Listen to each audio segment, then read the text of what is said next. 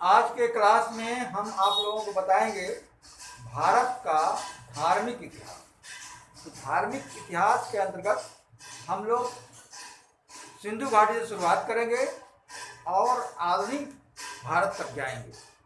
हमने ये प्रयास किया है कि इसको इतिहास को नए तरीके से बताना, ताकि अगर आपको धार्मिक जानकारी पूरी तरह से हो जाएगी तो आपके अंदर सब्जेक्ट के ऊपर पकड़ अच्छी बन जाएगी।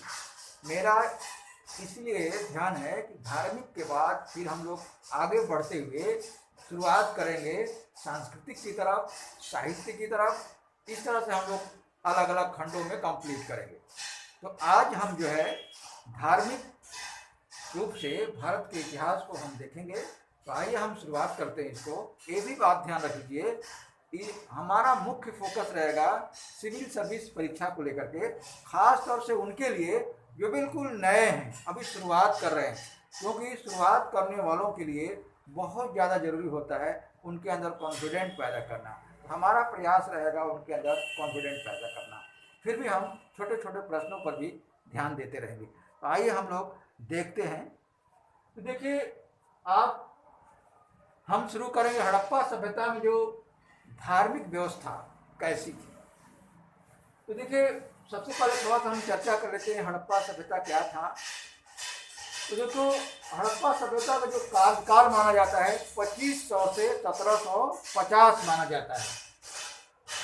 और इसका जो उल्लेख जो सबसे पहले होता है, इसमें नाम आता है चार्ल्स मेसन का।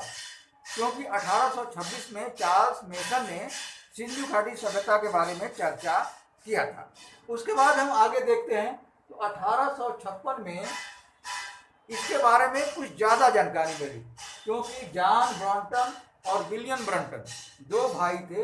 ये दोनों भाई जो है जब 1856 में कराची से लेकर के लाहौर तक जब रेलवे लाइन बिछाई जा रही थी, तो ये दोनों भाइयों ने हड़प्पा और मोहनजोदड़ो पर अपनी नज़र डाली थी, लेकिन उस समय खुदाई नहीं हुई।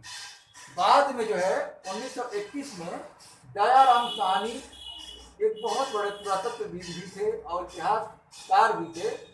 इनके संरक्षण में 1921 में हड़प्पा की खुदाई हुई। ठीक इसी तरह से 1922 में आर.डी. बनर्जी के नेतृत्व में मोहनजोदड़ो की खुदाई हुई। एक सवाल अक्सर आता है कि हड़प्पा सभ्यता क्यों कहते हैं। तो एक बात जान लीजिए आप लोग, इतिहासकार जो होते हैं वे प्रायः उन नामों को रखते हैं जहाँ पर पहली खुदाई होती है। पहली खुदाई हड़प्पा नामक जगह पर हुई थी, इसलिए इन्होंने इसका नाम हड़प्पा सभ्यता रख दिया। तो हमें समझ में आ रहा है कि आप लोगों को क्लियर हो गया होगा सारी बात। हम लोग आगे देख लेते हैं। अब इस तरह से देखिए, हम धार्मिक स्थिति को समझने का प्रयास करेंगे। कैसे समझने का प्रयास करेंगे?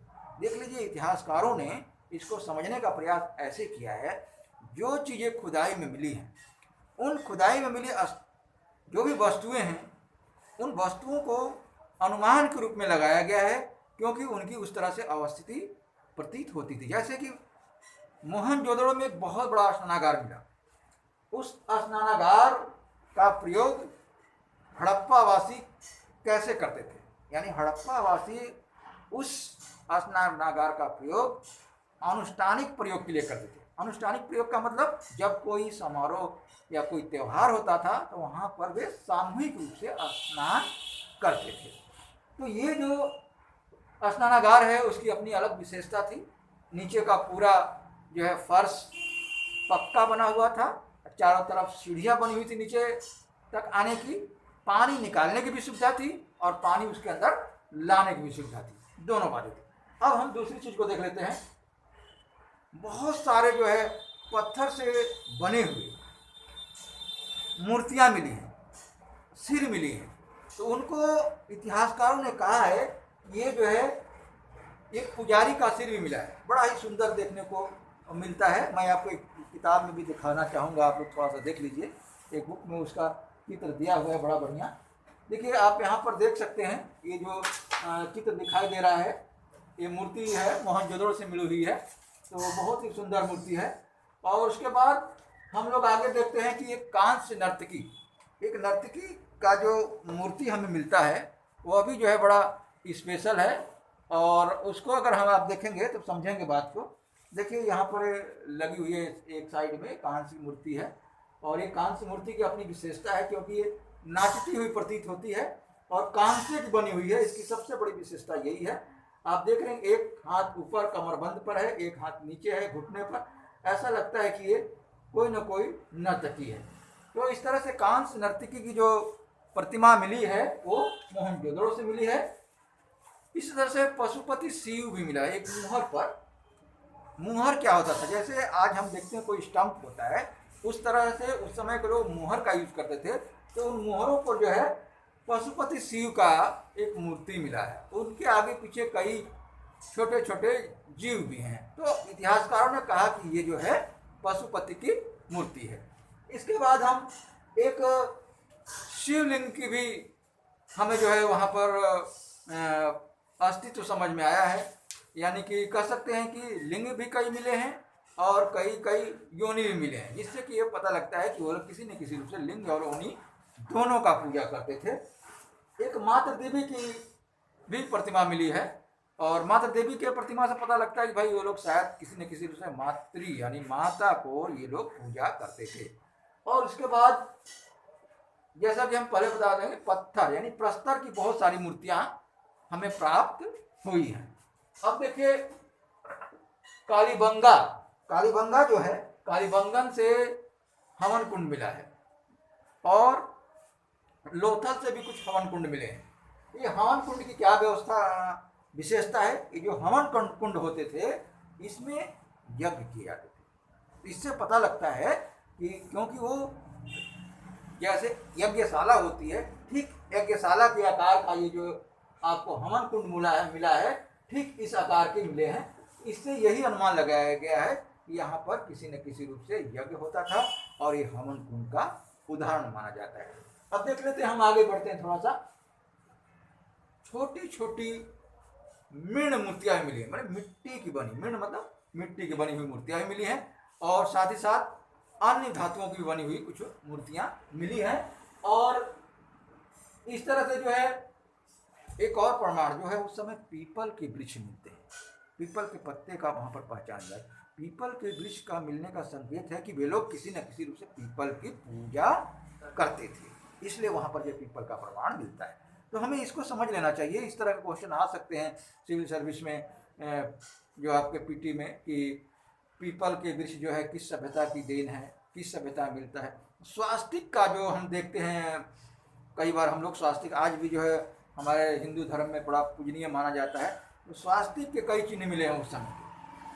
तो इससे अगर प्रश्न यहाँ से भी आ सकता है कि स्वास्तिक की जो पहचान है वो किस सभ्यता की देन है, या भारत की बात होगी तो कब की देन है। तो इसको आप लोग हम आराम से समझ करके इसको बता सकते हैं, जान सकते हैं। और देखिए कुबड़ वाले पशु, अक्सर इस तरह के क्वेश्चन कई बार आए हुए हैं। कुबड़ वाले पशु की क्या विशेषता है, और कुबड़ वाले पशु किस काल में पाए जाते थे? सिंधु घाटी काल में पाए जाते थे। तो इसका उत्तर आप बड़ी आसानी से दे सकते हैं।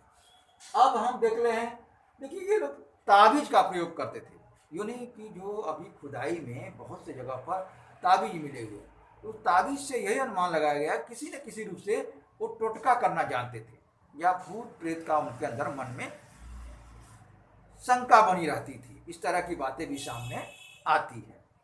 और देखिए कई जगह जो है छोटी छोटी जो है बनी हुई नाग की भी मूर्तियाँ, नाग की जो है कुछ स्टैचू टाइप के मिले हैं। इससे पता लगता है कि यक्ष और नागों का किसी न किसी रूप से पूजन जरूर करते थे।